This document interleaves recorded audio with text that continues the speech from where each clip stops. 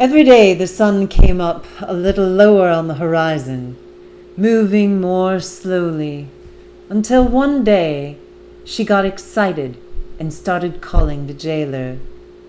She realized she had been sitting there for many hours, yet the sun had not moved from the center of the sky. The color of the sky had not been good lately. It had been pale blue, almost white, even when there were no clouds. She told herself it wasn't a good sign for the sky to be indistinguishable from the river ice, frozen solid and white against the earth. The tundra rose up behind the river, but all the boundaries between the river and the hills and sky were lost in the density of the pale ice. She yelled again, this time some English words which came randomly into her mouth, probably swear words she'd heard from the oil drilling crews last winter. The jailer was an Eskimo, but he would not speak Yupik to her. She had watched people in other cells when they spoke to him in Yupik. He ignored them until they spoke English. He came and stared at her. She didn't know if he understood what she was telling him until he glanced behind her at the small high window.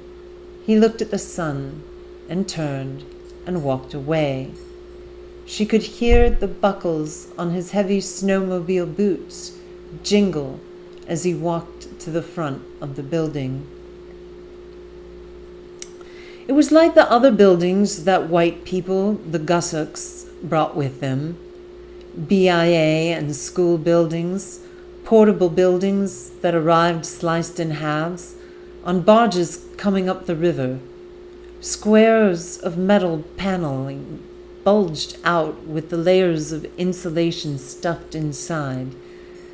She had asked once what it was, and someone told her it was to keep out the cold.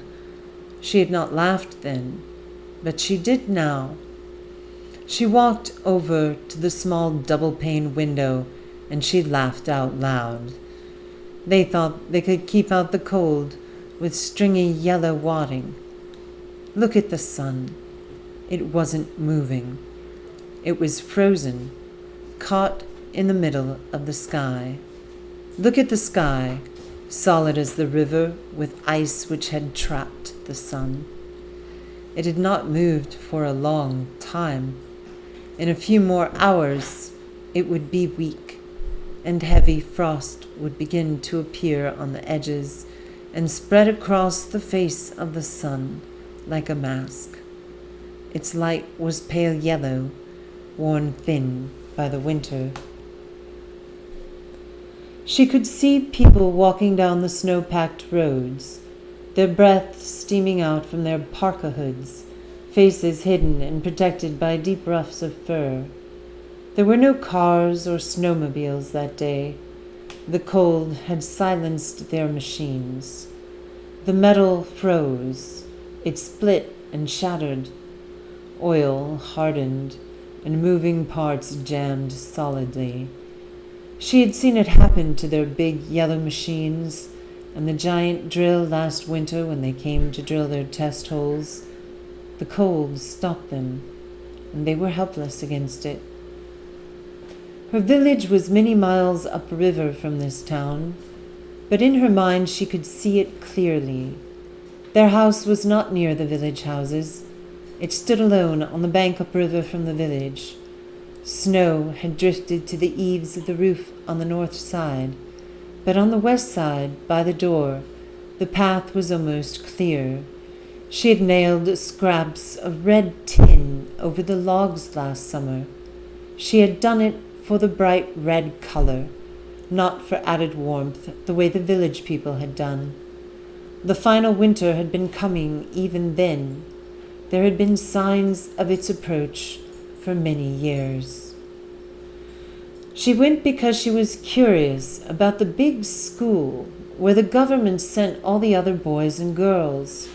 She had not played much with the village children when she was growing up, because they were afraid of the old man, and they ran when her grandfather came. She went because he was tired of being alone with the old woman whose body had been stiffening for as long as the girl could remember. Her knees and knuckles were swollen grotesquely, and the pain had squeezed the brown skin of her face tight against the bones. It left her eyes hard like river stone. The girl asked once what it was that did this to her body, and the old woman raised up from sewing a sealskin boot and stared at her. The joints, the old woman said in a low voice, whispering like wind across the roof, the joints are swollen with anger. Sometimes she did not answer and only stared at the girl. Each year she spoke less and less, but the old man talked more, all night sometimes, not to anyone but himself, in a soft, deliberate voice. He told stories, moving his smooth brown hands above the blankets. He had not fished or hunted with the other men for many years, although he was not crippled or sick. He stayed in his bed, smelled like dry fish and urine, telling stories all winter, and when warm weather came, he went to his place on the river bank. He sat with a long willow stick, poking at the smoldering moss he burned against the insects while he continued with the stories. The trouble was that she had not recognized the warnings in time.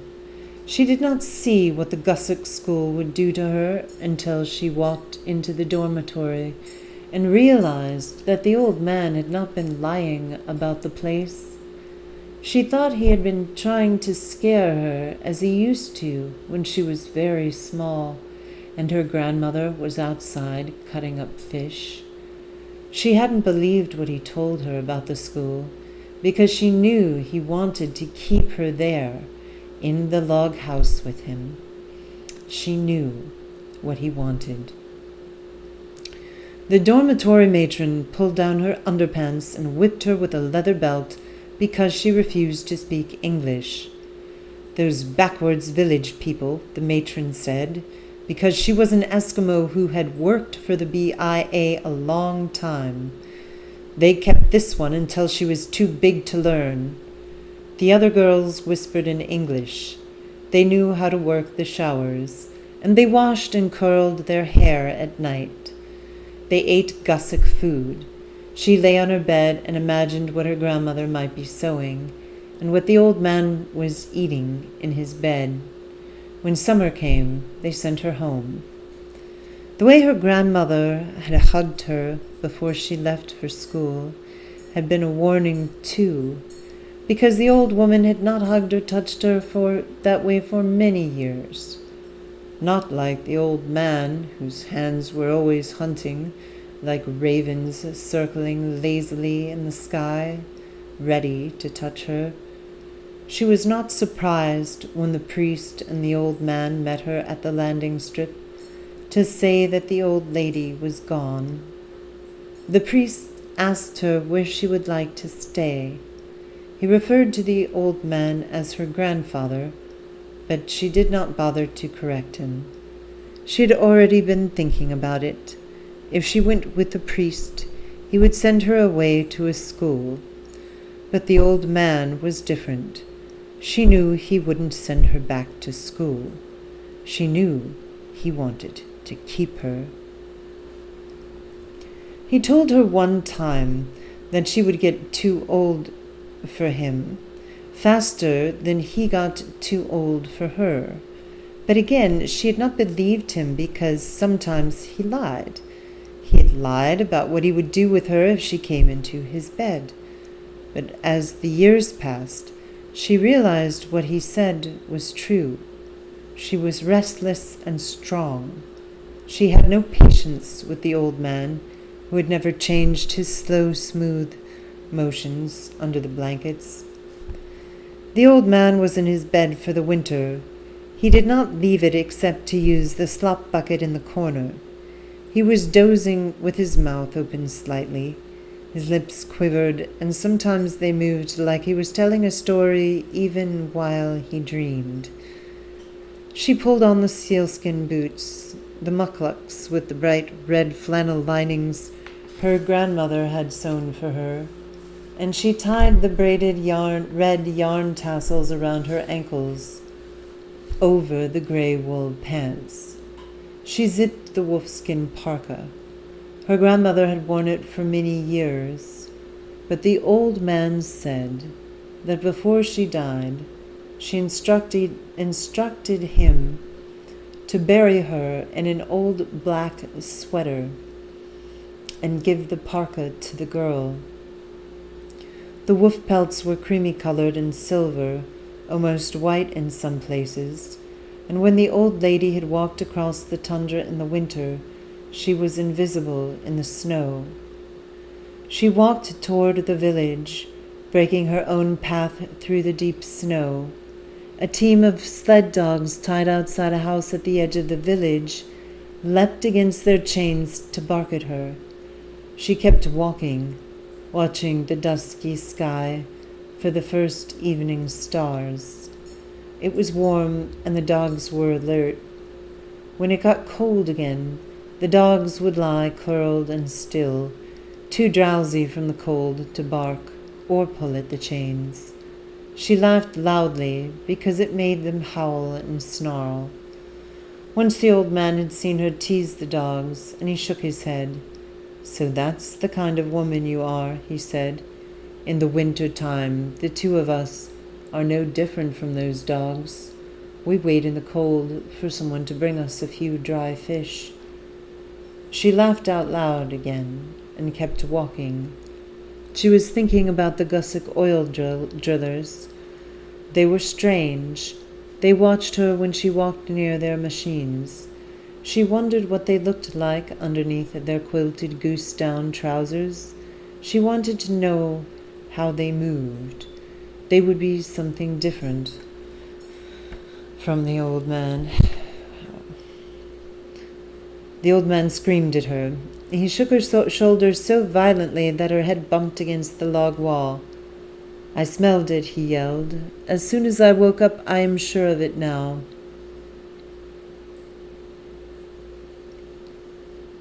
She walked toward the village, breaking her own path through the deep snow. A team of sled dogs tied outside a house at the edge of the village leapt against their chains to bark at her.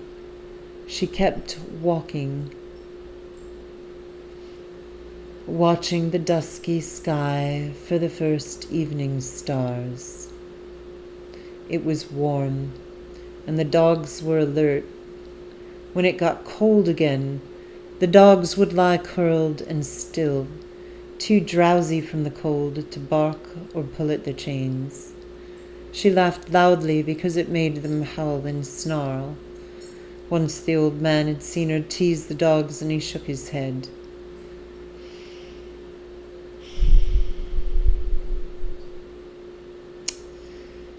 The old man screamed at her. He shook her shoulders so violently that her head bumped against the log wall.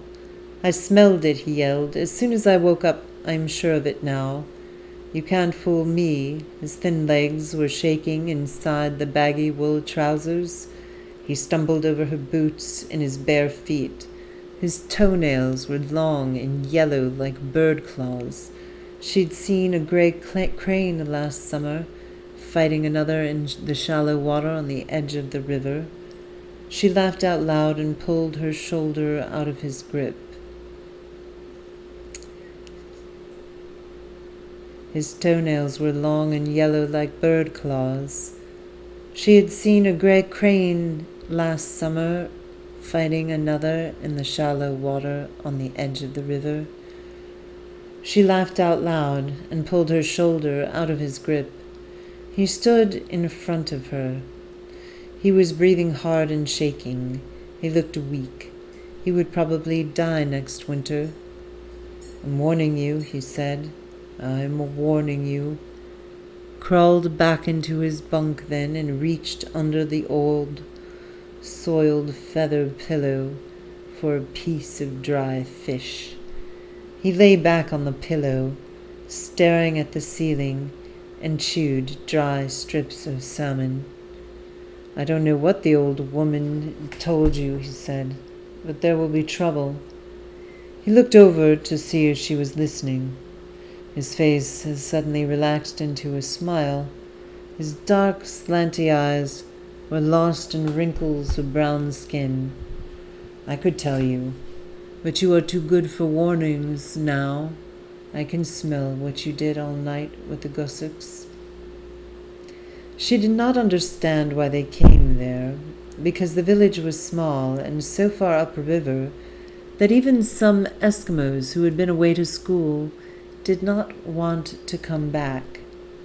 They stayed downriver in the town. They said the village was too quiet. They were used to the town where the boarding school was located, with electric lights and running water. After all those years away at school, they had forgotten how to set nets in the river and where to hunt seals in the fall. When she asked the old man why the gossocks bothered to come to the village, his narrow eyes got bright with excitement. "They only come when there is something to steal. The fur animals are too difficult for them to get now, and the seals and fish are hard to find. Now they come for oil deep in the earth, but this is the last time for them." His breathing was wheezy and fast. His hands gestured at the sky. "It is approaching. As it comes, ice will push across the sky." His eyes were open wide, and he stared at the low ceiling rafters for hours without blinking. She remembered all this clearly, because he began the story that day, the story he told from that time on. It began with a giant bear, which he described muscle by muscle, from the curve of the ivory claws to the whorls of hair at the top of the massive skull. And for 8 days he did not sleep, but talked continuously of the giant bear whose color was pale blue glacier ice. The snow was dirty and worn down in a path to the door. On either side of the path, the snow was higher than her head. In front of the door, there were jagged yellow stains melted into the snow where men had urinated. She stopped in the entryway and kicked the snow off her boots.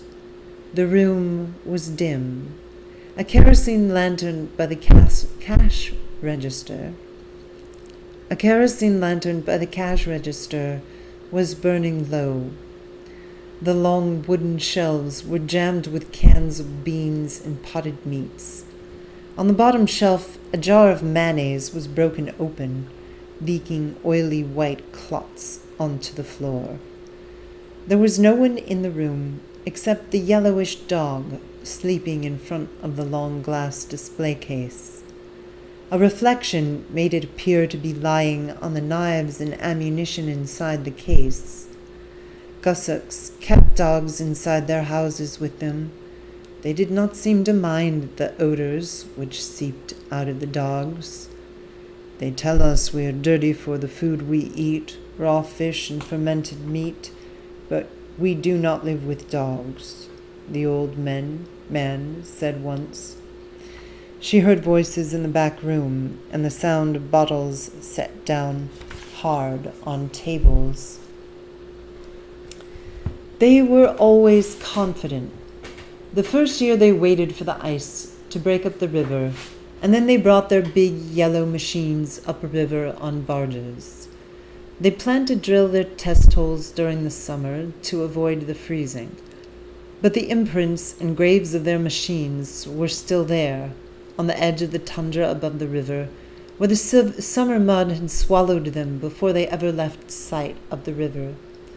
The village people had gathered to watch the white men and to laugh as they drove the giant machines, one by one, off the steel ramps into the bogs, as if sheer numbers of vehicles would somehow make the tundra solid.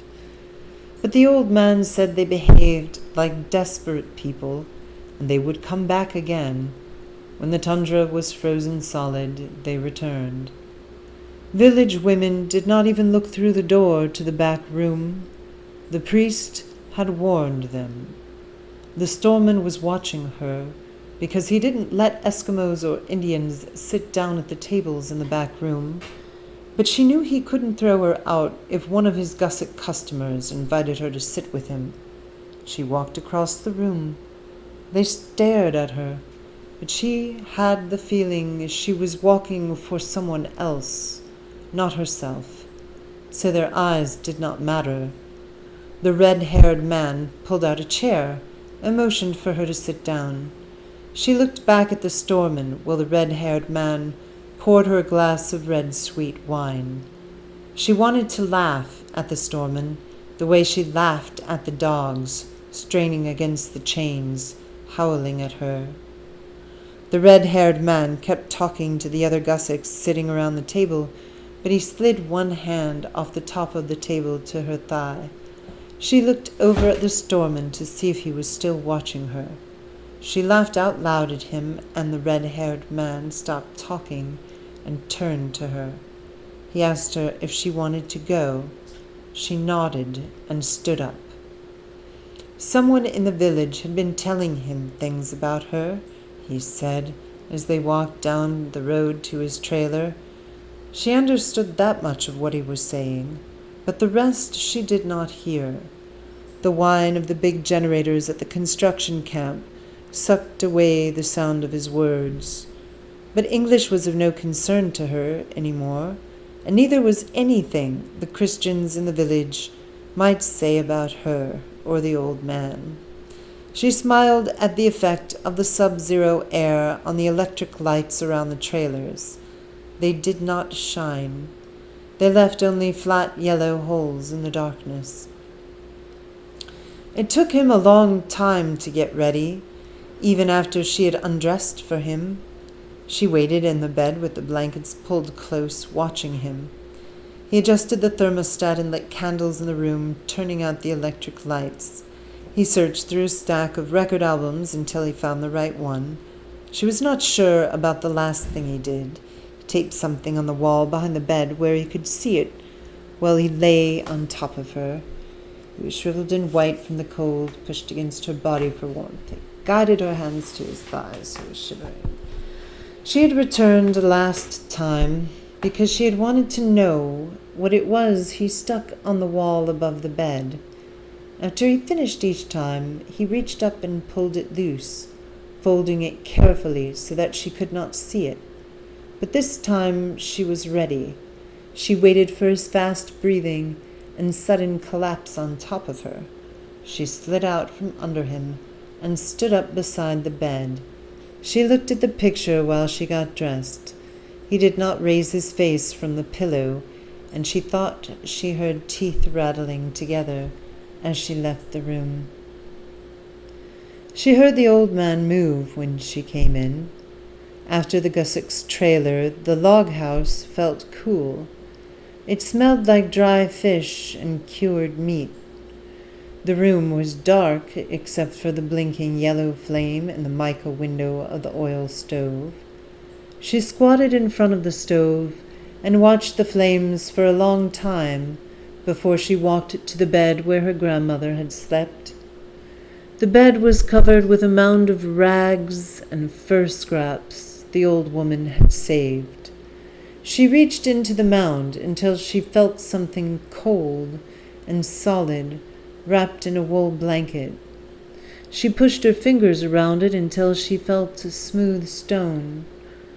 Long ago, before the Gussets came, they had burned whale oil in the big stone lamp, which made light and heat as well. The old woman had saved everything they would need when the time came. In the morning, the old man pulled a piece of dry caribou meat from under the blankets and offered it to her. While she was gone, men from the village had brought a bundle of dry meat. She chewed it slowly, thinking about the way they still came from the village to take care of the old man and his stories. But she had a story now, about the red-haired Gussock. The old man knew what she was thinking, and his smile made his face seem more round than it was. "Well," he said, "what was it?" "A woman with a big dog on top of her." He laughed softly to himself and walked over to the water barrel. He dipped the tin cup into the water. "Doesn't surprise me," he said. "Grandma," she said, "there was something red in the grass that morning. I remember." She had not asked about her parents before. The old woman stopped splitting the fish bellies open for the willow drying racks. Her jaw muscles pulled so tightly against her skull, the girl thought the old woman would not be able to speak. They brought a tin can full of it from the storeman late at night. He told them it was alcohol safe to drink. They traded a rifle for it. The old woman's voice sounded like each word stole strength from her. Made no difference about the rifle. That year the Gussock boats had come, firing big guns at the walrus and seals. There was nothing left to hunt after that. So, the old lady said in a low, soft voice the girl had not heard for a long time, "I didn't say anything to them when they left that night." "Right over there," she said, pointing at the fallen poles, half buried in the river sand and tall grass. In the summer shelter, the sun was high half the night then. Early in the morning, when it was still low, the policeman came around. I told the interpreter to tell him that the storeman had poisoned them. She made outlines in the air in front of her, showing how their bodies lay twisted on the sand. Telling the story was like laboring to walk through deep snow. Sweat shone in the white hair around her forehead. I told the priest, too, after he came. I told him the storeman had lied. She turned away from the girl. She held her mouth even tighter, set solidly, not in sorrow or anger, but against the pain, which was all that remained. "I never believed," she said. "Not much, anyway. I wasn't surprised when the priest did nothing." The wind came off the river and folded the tall grass into itself like river waves. She could feel the silence the story left, and she wanted to have the old woman go on. "I heard sounds that night, Grandma. Sounds like someone was singing. It was light outside. I could see something red on the ground." The old woman did not answer her. She moved to the tub full of fish on the ground beside the workbench. She stabbed her knife into the belly of a whitefish and lifted it onto the bench. "The Gussock storeman left the village right after that," the old woman said as she pulled the entrails from the fish. "Otherwise, I could tell you more." The old woman's voice flowed with the wind blowing off the river. They never spoke of it again. When the willows got their leaves and the grass grew tall along the river banks and around the sloughs, she walked early in the morning. When the sun was still low on the horizon, she listened to the wind off the river. Its sound was like the voice that day long ago. In the distance, she could hear the engines of the machinery the oil drillers had left the winter before, but she did not go near the village or the store. The sun never left the sky, and the summer became the same long day, with only the winds to fan the sun into brightness or to allow it to slip into twilight. She sat beside the old man at his place on the river bank. She poked the smoky fire for him and felt herself growing wide and thin in the sun, as if she had been split from belly to throat and strung up on the willow pole in preparation for the winter to come. The old man did not speak any more. When men from the village brought him fresh fish, he hid them deep in the river grass where it was cool. After he went inside, she split the fish open and spread them to dry on the willow frame, the way the old woman had done. Inside he dozed and talked to himself. He had talked all winter, softly and incessantly, about the giant polar bear stalking a lone hunter across the Bering Sea ice. After all the months the old man had been telling the story, the bear was within 100 feet of the man, but the ice fog had closed in on them now, and the man could only smell the sharp ammonia odor of the bear and hear the edge of the snow crust crack under the giant paws. One night she listened to the old man tell the story all night in his sleep, describing each crystal of ice and the slightly different sounds they made under each paw. First the left, and then the right, then the hind feet. Her grandmother was there suddenly, a shadow around the stove. She spoke in her low-wind voice, and the girl was afraid to sit up and hear her more clearly. Maybe what she said had been to the old man, because he stopped telling the story and began to snore softly, the way he had done long ago, when the old woman had scolded him for telling his stories while others in the house were trying to sleep. But the last words she heard clearly. It will take a long time, but the story must be told. There must not be any lies. She pulled the blankets up around her chin, slowly, so that her movements would not be seen. She thought her grandmother was talking about the old man's bear story. She did not know about the other story then. She left the old man wheezing and snoring in his bed. She walked through the river grass, glistening with frost. The bright green summer color was already fading. She watched the sun move across the sky, already lower on the horizon, already moving away from the village. She stopped by the fallen poles of summer shelter where her parents had died.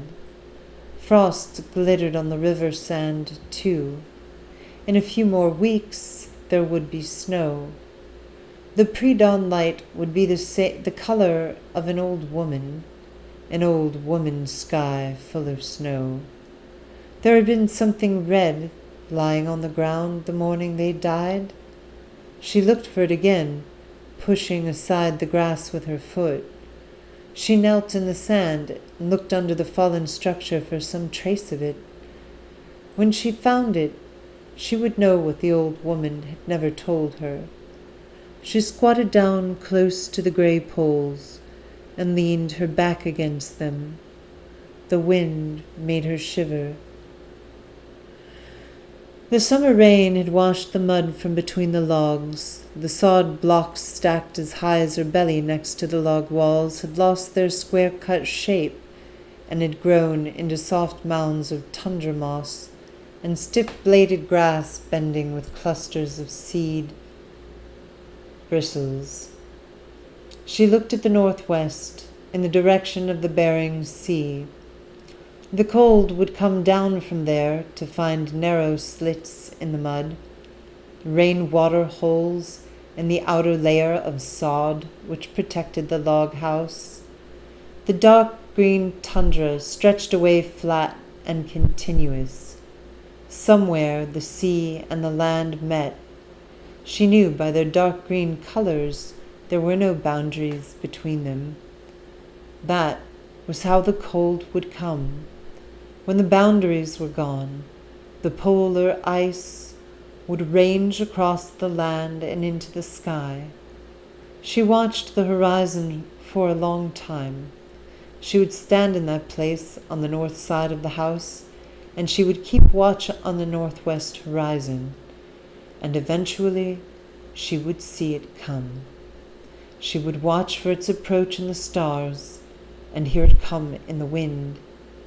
These preparations were unfamiliar, but gradually she recognized them as she did her own footprints in the snow. She emptied the slop jar beside his bed twice a day and kept the barrel full of water melted from river ice. He did not recognize her any more. When he spoke to her, he called her by her grandmother's name and talked about people and events from long ago, before he went back to telling the story. The giant bear was creeping across the new snow on its belly, close enough now that the man could hear the rasp of its breathing. On and on, in a soft singing voice, the old man caressed the story, repeating the words again and again like gentle strokes. The sky was gray like a river crane's egg, its density curved into the thin crust of frost already covering the land. She looked at the bright red color of the tin against the ground and the sky, and she told the village men to bring the pieces for the old man and her, to drill the test holes in the tundra. The Gussocks had used hundreds of barrels of fuel. The village people split open the empty barrels that were abandoned on the riverbank and pounded the red tin into flat sheets. The village people were using the strips of tin to mend walls and roofs for winter, but she nailed it on the log walls for its color. When she finished, she walked away with the hammer in her hand, not turning around until she was far away, on the ridge above the riverbanks, and then she looked back. She felt a chill when she saw how the sky and the land were already losing their boundaries, already becoming lost in each other. But the red tin penetrated the thick white color of earth and sky. It defined the boundaries like a wound, revealing the ribs and heart of a great caribou about to bolt and be lost to the hunter forever. That night the wind howled, and when she scratched a hole through the heavy frost on the inside of the window, she could see nothing but the impenetrable white, whether it was blowing snow or snow that had drifted as high as the house, she did not know. It had come down suddenly, and she stood with her back to the wind, looking at the river, its smoky water clotted with ice. The wind had blown the snow over the frozen river, hiding thin blue streaks where fast water ran under ice, translucent and fragile as memory. But she could see shadows of boundaries, outlines of paths, which were slender branches of solidity reaching out from the earth. She spent days walking on the river, watching the colors of ice that would safely hold her, kicking the heel of her boot into the snow crust, listening for a solid sound. When she could feel the paths through the soles of her feet, she went to the middle of the river, where the fast gray water churned under a thin pane of ice. She looked back. On the river bank in the distance, she could see the red tin nailed to the log house, something not swallowed up by the heavy white belly of the sky or caught in the folds of the frozen earth. It was time. The wolverine fur around the hood of her parka was white with the frost from her breathing. The warmth inside the store melted it. She felt tiny drops of water on her face. The storeman came in from the back room. She unzipped the parka and stood by the oil stove. She didn't look at him, but stared instead at the yellowish dog, covered with scabs of matted hair, sleeping in front of the stove. She thought of the Gussick's picture. Taped on the wall above the bed, and she laughed out loud. The sound of her laughter was piercing. The yellow dog jumped to its feet, and the hair bristled down its back. The storeman was watching her.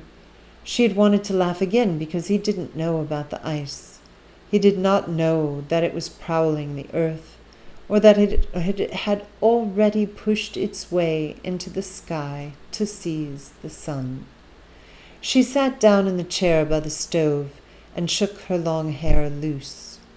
He was like a dog,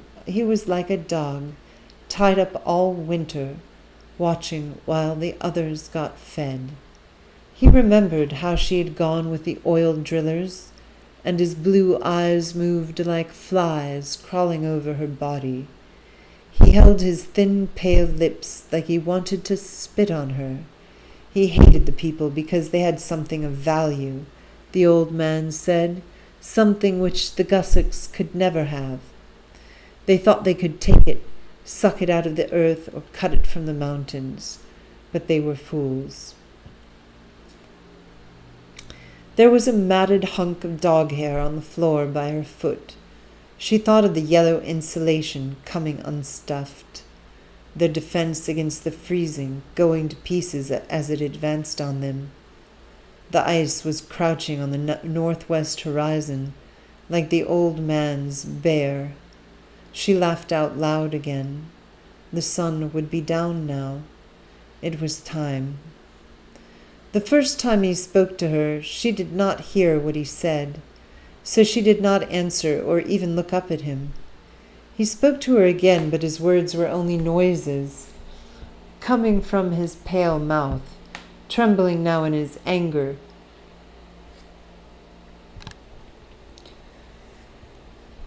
Spoke to her again, but his words were only noises coming from his pale mouth, trembling now as his anger began to unravel. He jerked her up, and the chair fell over behind her.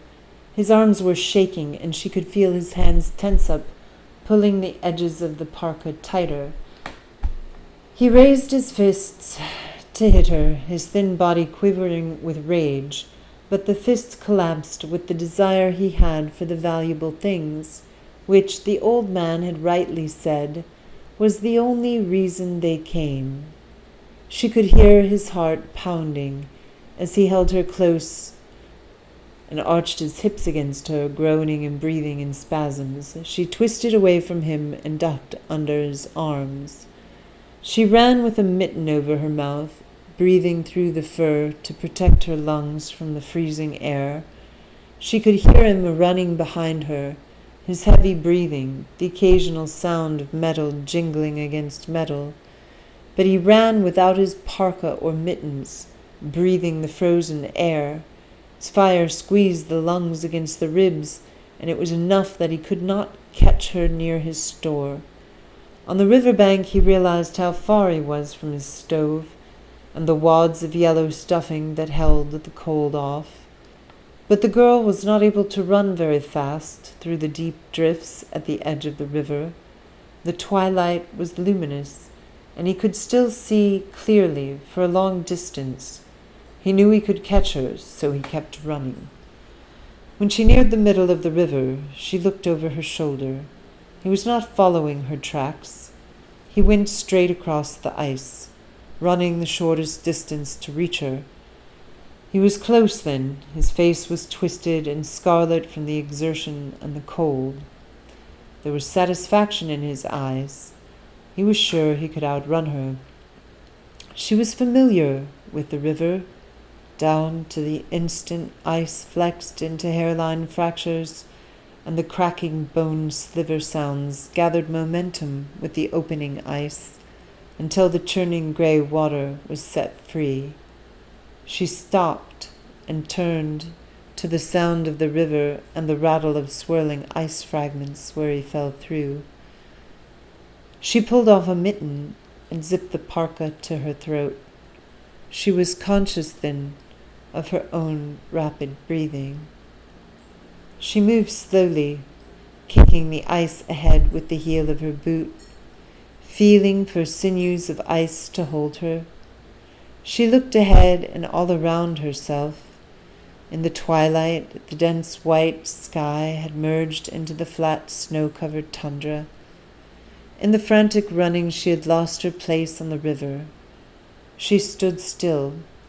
The east bank of the river was lost in the sky. The boundaries had been swallowed by the freezing white.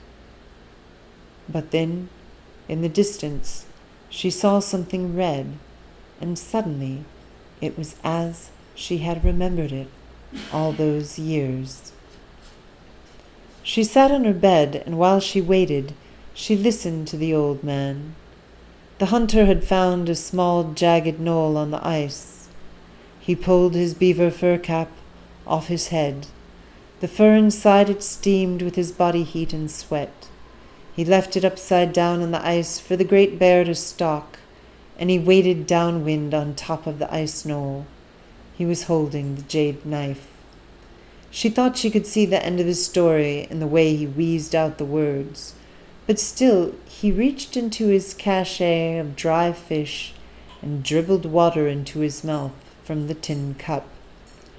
All night she listened to him describe each breath the man took, each motion of the bear's head, as it tried to catch the sound of the man's breathing and tested the wind for his scent.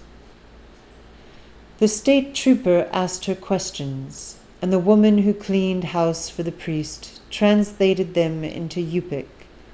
They wanted to know what happened to the storeman, to Gusuk, who had been seen running after her down the road onto the river late last evening. He had not come back, and the Gusuk boss in Anchorage was concerned about him. She did not answer for a long time, because the old man suddenly sat up in his bed and began to talk excitedly, looking at all of them, the trooper in his dark glasses and the housekeeper in her corduroy parka. He kept saying, the story, yeah, the great bear, the hunter. They asked her again, what happened to the man from the northern commercial store? He lied to them. He told them it was safe to drink. But I will not lie. She stood up and put on the gray wolfskin parka. I killed him, she said, but I don't lie. The attorney came back again, and the jailer slid open the steel doors and opened the cell to let him in. He motioned for the jailer to stay to translate for him.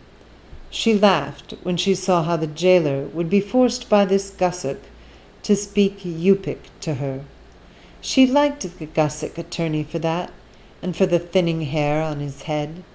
He was very tall, and she liked to think about the exposure of his head to the freezing. She wondered if he would feel the ice descending from the sky before the others did. He wanted to know why she told the state trooper she had killed the storeman. Some village children had seen it happen, he said, and it was an accident. That's all you have to say to the judge. It was an accident. He kept repeating it over and over again to her, slowly in a loud but gentle voice. It was an accident. He was running after you, and he fell through the ice. That's all you have to say. That's all you have to say, and they will let you go home, back to your village. The jailer translated the words sullenly, staring down at the floor. She shook her head. I will not change the story, not even to escape this place and go home. I intended that he die. The story must be told as it is.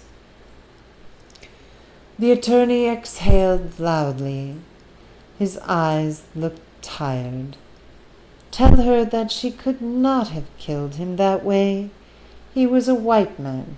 He ran after her without a parka or mittens. She could not have planned on that. He paused and turned toward the cell door.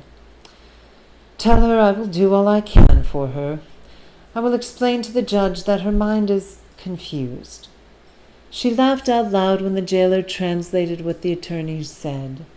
The Gussocks did not understand the story. They could not see the way it must be told, year after year, as the old man had done, without lapse or silence. She looked out the window at the frozen white sky.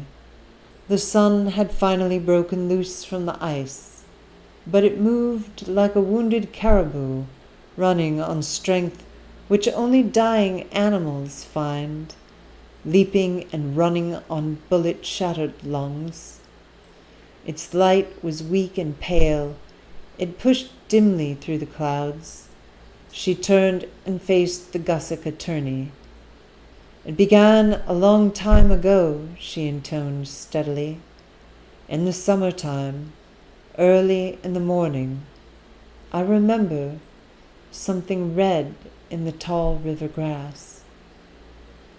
The day after the old man died, men from the village came. She was sitting on the edge of her bed, across from the woman the trooper hired to watch her. They came into the room, slowly, and listened to her. At the foot of her bed, they left a king's salmon that had been slit open wide and dried last summer. But she did not pause or hesitate. She went on with the story, and she never stopped, not even when the woman got up to close the door behind the village men. The old man would not change the story, even when he knew the end was approaching. Lies could not stop what was coming. He thrashed around on the bed, pulling the blankets loose, knocking bundles of dried fish and meat on the floor. The hunter had been on the ice for many hours. The freezing winds on the ice knoll had numbed his hands in the mittens, and the cold had exhausted him. He felt a single muscle tremor in his hand that he could not stop, and the jade knife fell. It shattered on the ice, and the blue glacier bear turned slowly to face him.